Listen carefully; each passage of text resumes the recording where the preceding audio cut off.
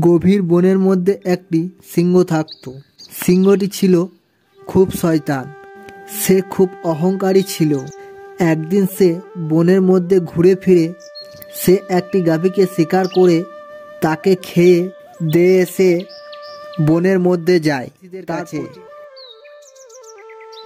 গিয়ে তাদেরকে বলে, আরে আমি কত সুন্দর দেখ, তোদের থেকে অনেক সুন্দর। আর আমার লেজটা দেখ কত বড়, তোদের লেজগুলো দেখ ছোট ছোট।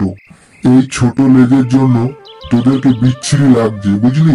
তখন তারা বলে, আমাদেরকে ভগবান যেমন লেজ দিয়েছে সেটাই নিয়ে আমরা খুশি। আমাদের লেজ ছোট, তো তোমার এত অসুবিধা কেন? সেটা শুনে সিংহ সেখান থেকে চলে যায়। তখনই সেখানে বাঁদর ও টুনি আসে। তখন তারা সব ঘটনাটি খুলে বলে। সব শুনে বাঁদর ও টুনি এক বুদ্ধি আঁটে আর বলে, এবার ওই সিংহর মজা দেখাচ্ছি। এই বলে তারা একটি ছুরি নিয়ে যায়। এদিকে সিংহ একটি গাছের নিচে বসে ঘুমাচ্ছে।